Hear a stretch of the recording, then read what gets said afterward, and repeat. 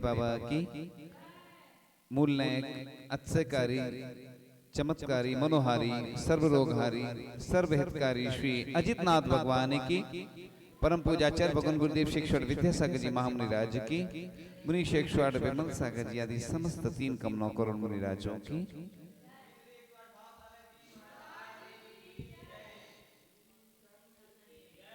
आज हम चर्चा करेंगे उस अष्टानिका महापर्व की जिस पर्व को कई वर्षों से हम मनाते चले आ रहे हैं, लेकिन हमें ये ज्ञात नहीं रहता है कि हमें किस प्रकार से क्या करना चाहिए।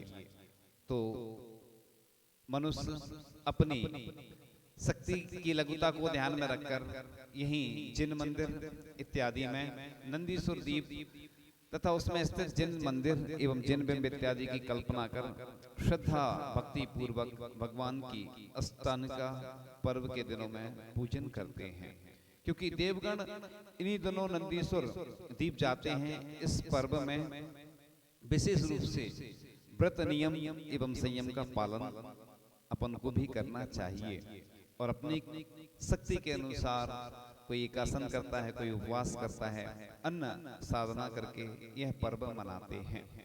हम देखते हैं कि जब पर्व आते हैं उस समय हम लोग अगर कुछ बताते हैं तो वो नहीं हो पाता है, लेकिन अगर पहले से बताते हैं तो देश और विदेश में जो लोग सुनते हैं उन सब के लिए पहले से ऐसी भूमिका तैयार हो जाती है कि वो इस प्रकार से अष्टानिका पर्व को मनाएं, क्योंकि बाद में बताने से फिर एक पर्व चला जाता है हमारे हाथ से, यानी हम वंचित रह जाते हैं।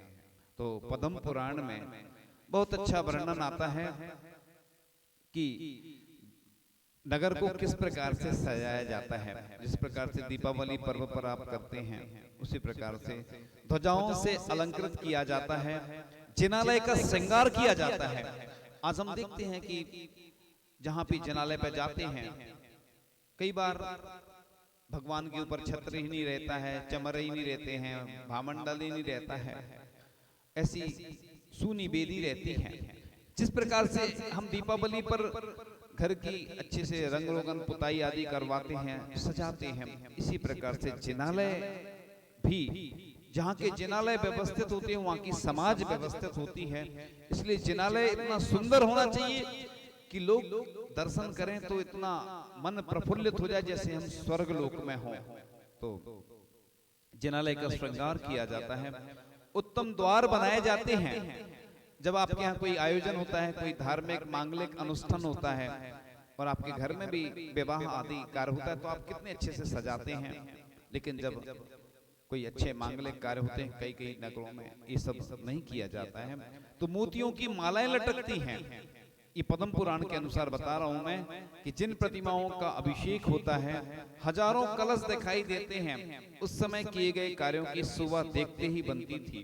कोई मंडल बनाने के लिए बड़े आदर से 5 रंग चूर्ण पीसने का कार्य करता है, और कोई जिन मंदिर द्वार का श्रृंगार करता है, कोई उत्तमोत्तम सामग्रियों को एकत्रित कर अभिषेक करता है, यानी दिव्येण राणेण दिव्येण गंधेण ऐसा वर्णन आता है ना, दिव्य सामग्री होती है। कई बार विधान करवाए कई स्थानों पर या कुछ विशेष अनुष्ठान हुए तो रत्न चढ़ाए लोगों ने, क्योंकि पहले के लोग नहीं जानते थे तो वो चावल लाते थे सस्ते वाले। लेकिन आज हमें ज्ञात हो गया है कि भगवान को हम जितना अर्पण करेंगे उससे कई गुना मिलेगा। अभी कुछ दिन पूर्व ही एक व्यक्ति आए थे, बोल रहे थे महाराज जी मैं जब भी दान देता हूँ, बड़े बड़े मैंने दान दिए हैं प्रतिमाओं के लिए, सहस्त्रकूट जिनालय के लिए दान दिया है, मैंने देखा है कि अपने आप जाने कहां से राशि आती है पता ही नहीं चलता और मैं देता जाता हूँ। सब भगवान की महिमा का वर्णन है और उनकी महिमा अपरंपार है।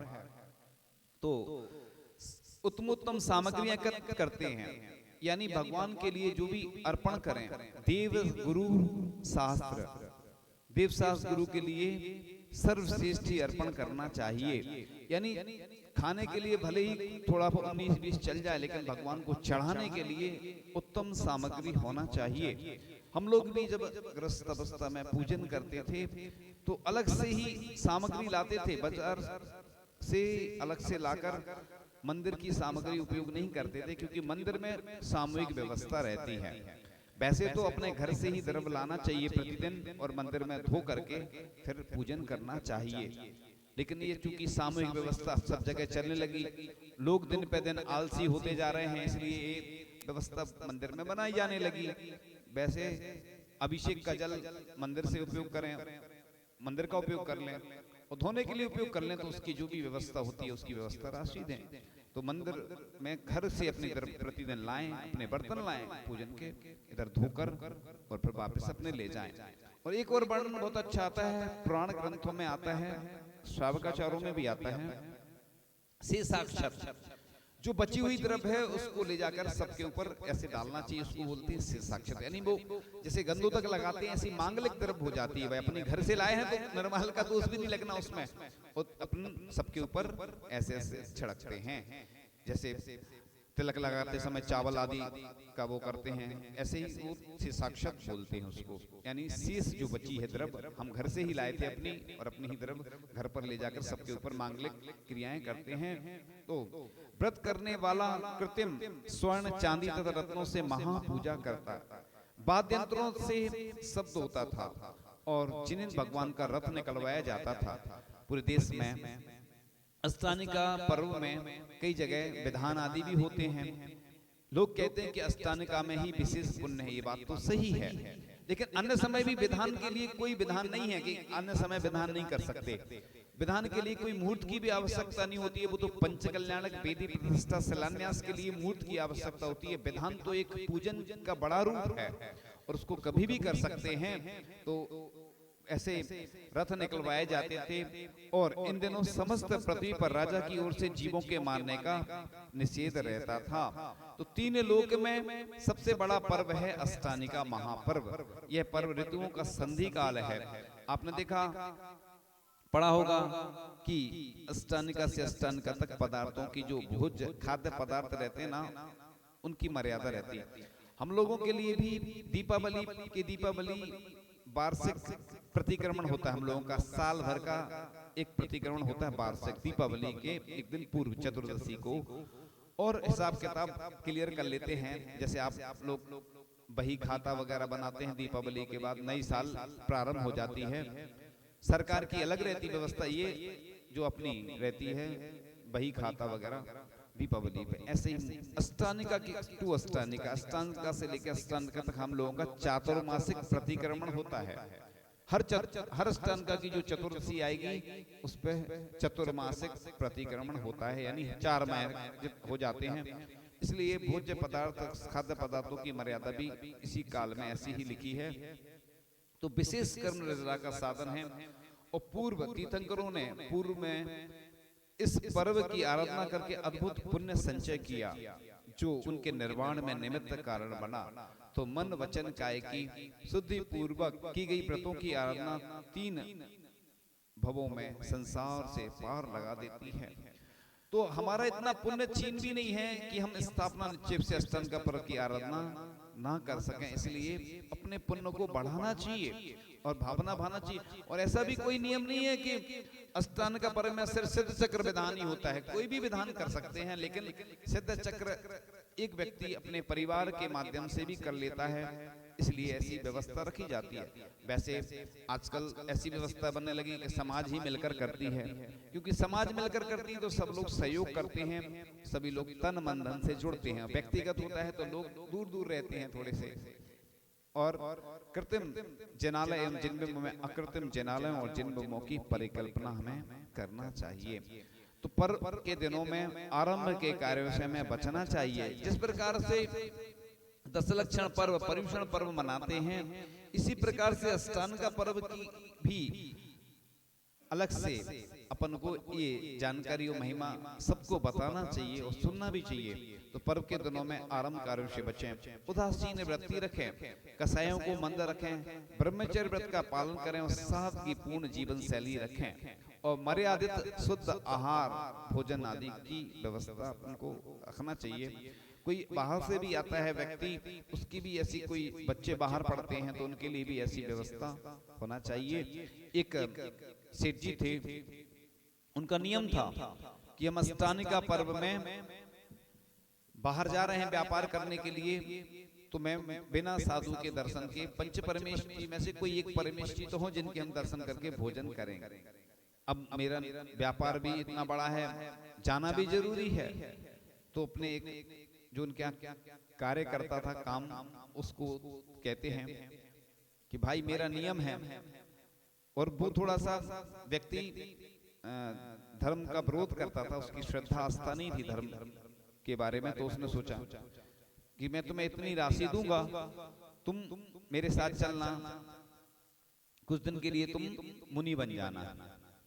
अब वो पहले तो घबरा जाता है एकदम से, इतनी कठिन साधना, इतनी तपस्या कैसे मैं करूंगा। अब सेठ जी बोल देते कि तुम्हें इतनी राशि दूंगा, तो पैसे के लालच में तो व्यक्ति क्या नहीं कर सकता, सब कुछ करने को तैयार हो जाता है। वो तैयार हो जाता है, सबसे पहले केस लोन से करता है वो, और एकदम से वो जैसे केस लोन से बाल उखाड़ता है तो घबरा जाता, डर जाता, क्या मैं नहीं बनूंगा मुनि। सेठ जी और राशि बढ़ा देते हैं, तैयार हो जाता है, फिर वो तो राशि बढ़ने से तैयार हो जाता है, केस लोन जैसे तैसे कैसे करके कर लेता है, उपवास हो गया। अब क्या करना है, अब रात भर क्या होता है, उसके पेट में चूहे कूदते हैं, क्योंकि भूख लगती है और प्यास भी लगती है उसको, उपवास तो करना पड़ता केस लॉन्च के दिन। अब करते करते उसको बहुत फिर से गुस्सा आ जाती कि हम नहीं करेंगे, मतलब ये तो कर लिया उपवास, अब आगे नहीं। सेठ जी फिर तैयार कर लेते हैं कि भैया कुछ घंटे की बात है, फिर तैयार हो जाओ। तो बस अब उसको प्यास लगती है बहुत ज्यादा, पाड़ना होती है उसकी, तो पाड़ना में क्या करता है वो, जल अकेला ले लेता। जल अकेला लेने से पेट तो भर जाता उसका जल से, भोजन कर नहीं पाता।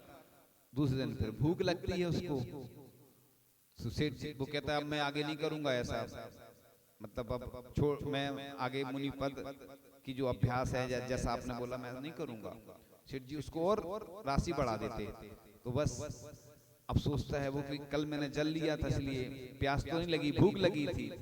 आज दूसरे दिन वो क्या करता, भोजन ही भोजन अच्छा कर लेता, पानी नहीं पीता। फिर उसको वही समस्या जाती कि भोजन, भूख तो नहीं लगती है लेकिन प्यास लगती है। फिर कहता है मैं छोड़ दूंगा, तो सेठ जी फिर उसको राशि बढ़ा देते, ऐसे करते करते वह पूरी मुनिचर्या का अभ्यास कर लेता है। और कुछ दिन जब अष्टानी का पर्व पूरे व्यतीत हो जाते हैं, और उसको जो उसकी श्रद्धा नहीं थी जैन धर्म पर, जब जैन धर्म का घोर विरोधी था, और उसको जब कहते चीकी ना फटी बेमाई वो कहा जाने पीर पर आई, यानी जिसकी बीमारी नहीं फटती हैं वो नहीं समझ सकता दूसरे की पीड़ा। ऐसे जब वह स्वयं उसने मुनि मुद्रा का अभ्यास किया, अष्टानी का व्रत पूर्ण हो गए, सेठ जी ने जो भी उसको जो राशि थी वो राशि दे दी। तो अब उसको समझ में आया कि ये मुनि पद कैसे धारण करना पड़ता है, कितना कठिन काम है। इसलिए हमेशा साधकों को कहा जाता कि आप एकासन करो, उपवास करो, साधना करो। इससे क्या होगा कि आप स्लो ड्राइव लॉन्ग लाइफ, यानी अभ्यास करत करत अभ्यास तक जड़मती होए सुजान, यानी आप एकदम से कोई चीज नहीं करो। उपवास करना है तो पहले एकासन से अभ्यास करते करते फिर उपवास की साधना करो। एक उपवास कर लिए तो 2 की करो, 3 की करो, और खास तौर से चतुर्मास में ही ये अभ्यास करना चाहिए। तो आप अगर इस क्रम से बढ़ेंगे तो आप देखेंगे कि आपकी साधना उत्तरोत्तर वृद्धि की ओर बढ़ती जाएगी, यानी वृद्धि होती जाएगी आपके। आप जैन धर्म लोग कहते हैं कि कठिन है, और हम तो कहते हैं कि जैन धर्म से सरल कोई धर्म नहीं है। जैन धर्म कठिन लगता है दूर से, लेकिन कोई मुनि महाराज भी देखो अभ्यास करते हैं पैदल चलने का, तो पैदल चल लेते हैं, केसलोंच का अभ्यास कर लेते हैं, पाटे पे सोते हैं तो लोग चटाई पे सोते हैं, गद्दे पे सुनिए गौर से, तो लोग अभ्यास करते हैं तो देखो लकड़ी के पाटे पे महाराज सोते हैं, पैदल चलते हैं, केसलोंच करते हैं, और प्रतिदिन एक आसन तो होता ही है, बीच में अंतराय हो जाते, उपवास, ऐसे ही अभ्यास से होता है। अगर आपको लंबा चलना है तो मान लो धीरे धीरे अभ्यास करते हैं, 1 किलोमीटर 2 किलोमीटर 5 किलोमीटर धीरे धीरे विहार करते करते लंबा विहार भी करने लग जाते हैं। तो लोग डरते हैं, घबराते हैं। जैसे सम्यक शिखर जी जो जाते हैं ना, उनसे पूछना कि अभ्यास उन्होंने किया, कितनी 27 किलोमीटर की परिक्रमा भी होती है। और मुझे वो याद आ रहा है संस्मरण, एक बार मैंने पूर्व में भी सुनाया था कि गणेश प्रसाद जी बरनी ग्रस्त अवस्था में थे और वह सम्यक शिखर जी की वंदना करने गए तो उनका कंठ अवरुद्ध होने लगा और गला सूखने लगा। अब उनने कहा, हे पार्श्वनाथ भगवान, यदि मेरा मरण हो गया तो लोग सम्यक शिखर जी आना छोड़ देंगे, अब आप जानो भगवान। उन्हें ये नहीं कहा कि हमें पानी मिल जाए। थोड़ा सा आगे चलते हैं तो एक कुंड मिलता है, वह जल ग्रहण करते हैं और आगे बढ़ते हैं। लोग और मिलते हैं तो लोग पूछते हैं, अरे आप तो बहुत प्रसन्न नजर आ रहे हैं, क्योंकि बोलते हैं कि नहाए के बाल और खाए के गाल अलग दिखते हैं। तो बस वो कहते हैं अभी मैं जल ग्रहण करके आया हूँ। कहाँ? पीछे। लोग जाते हैं तो पीछे वह झरना गायब हो जाता है। किसने व्यवस्था की? किसने करी उनकी जल की व्यवस्था? किसने की? देवों ने। उन्होंने ये नहीं कहा कि मुझे पानी मिले। अगर भगवान मेरा मरण हो गया तो लोग सम्यक शिखर जी आना छोड़ देंगे, ऐसा बस उन्होंने कहा और आगे उनकी व्यवस्था हो गई। इसलिए पंच परमेष्टि पर, देव शास्त्र पर, नैव देवता पर आप श्रद्धान करके देखो, आपके चरणों की धूल होते हैं देव। एक बार विश्वास तो करो। बस हम विश्वास करते नहीं हैं, इधर उधर भटकते रहते हैं। इसलिए हम तो जब से जैन धर्म को अपनाया, जीवन में देखा कि हमेशा परेशानियां तो आई लेकिन सब टलती गई, क्योंकि जो होता है मजबूत उसे नहीं का पता कभी अमदूत। तो भक्ति करते रहें बस। हम हमेशा बोलते हैं कि एक शांति धारा, एक स्तोत्र का पाठ और एक जाप, और बाकी तो है ही सब इतने पावरफुल हैं कि इनसे सब कुछ हो जाता है। व्यक्ति को कहीं भटकने की आवश्यकता नहीं है। तुम कितने भी बीमार हो जाओगे, अमेरिका चले जाओगे, ठीक नहीं होगे जब तक कि तुम्हारा साता कर्म का उदय नहीं आएगा। इसलिए भगवान की भक्ति ही एक सहारा है। चाहे आचार्य समंतभद्र स्वामी हो, चाहे आचार्य मानतुंग हो, चाहे परम पूज्य आचार्य भगवान गुरुवर श्री विद्यासागर जी महाराज हो, क्या उनको कष्ट नहीं आते हैं? क्या उनको भी कष्ट आते हैं। अपने कई मुनिराज हैं जिन्होंने उपसर्ग झेला, बीमार हुए और समाधि भी हुई। चाहे आचार्य समंतभद्र स्वामी को भस्म व्याधि रोग हुआ हो, जितने भी साधु हैं, चाहे पार्श्वनाथ भगवान को आज आप सबसे ज्यादा मानते हैं।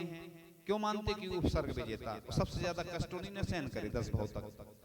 इसलिए आज क्या बन गए? वो उपसर्ग विजेता बन गए। तो परम पूज्य आचार्य भगवान भी कितने कष्टों को सहन करते हैं, वो हमने खुद देखा है अपनी आंखों से, कि बस सहन करते चले जाते हैं अपने कष्टों को। और जब भी उनसे पूछो तो बस सहज रूप से बस ऐसे ही कह के वो निकाल देते हैं। तो भगवान की भक्ति में वह शक्ति है। आज हमने बताया कि अष्टांग का पर्व में हम कैसे भगवान की भक्ति करें, चाहे हम विधान के माध्यम से करें।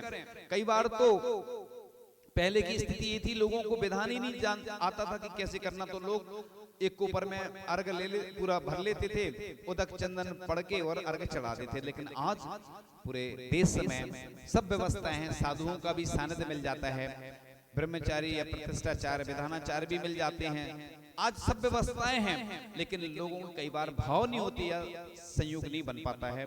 तो जहां जहां जो लोग सुन रहे हैं हमारी बात को आगे पहुंचाएंगे और अष्टांग का पर्व अच्छे से मनाएंगे इन्हीं भावनाओं के साथ। परम पूज्य आचार्य भगवान गुरुदेव शिक्षक विद्यासागर जी महामुनि राज की